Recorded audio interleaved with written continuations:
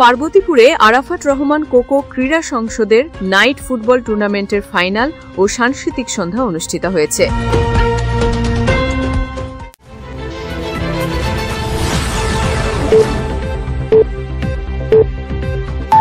আসসালামু আলাইকুম। এমকে টেলিভিশনের পক্ষ থেকে আপনাদের স্বাগত জানাচ্ছি আমি আশুরা খাতুন নদী। শুরুতেই শুনলেন সংবাদ শিরোনাম, এখন ডেস্ক থেকে বিস্তারিত।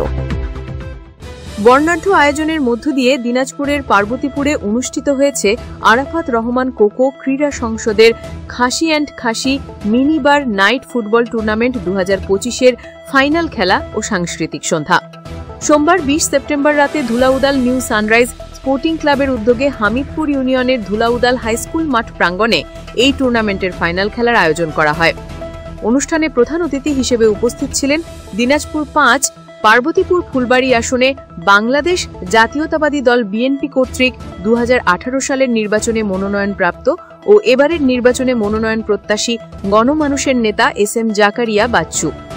প্রধান মেহমান হিসেবে উপস্থিত ছিলেন আরাফাত রহমান কোকো ক্রীড়া সংসদের জাতীয় নির্বাহী কমিটির সহ তথ্য ও গবেষণা বিষয়ক সম্পাদক এবং দিনাজপুর জেলা আহ্বায়ক মাহফিজুল ইসলাম মাসুম।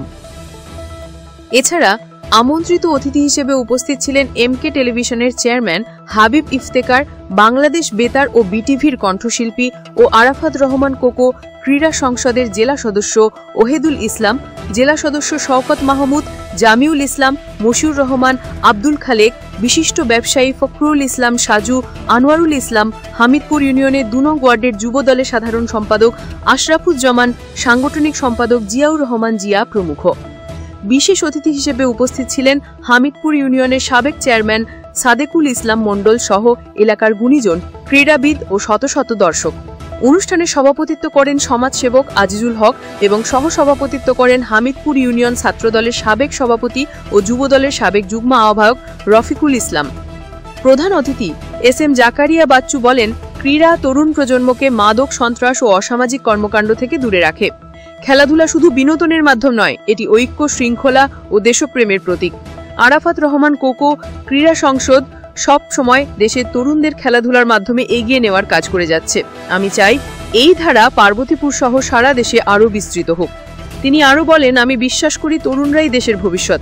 খেলাধুলায় সম্পৃক্ত তরুণরাই আগামী দিনে সুশিক্ষিত, আদর্শবান নাগরিক হয়ে দেশ পরিচালনায় ভূমিকা রাখবে।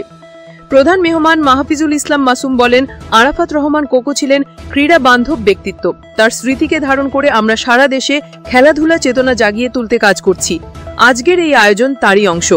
এই টুর্নামেন্ট আমাদের তরুণ সমাজকে ঐক্যবদ্ধ করছে, যা সত্যিই প্রশংসনীয়।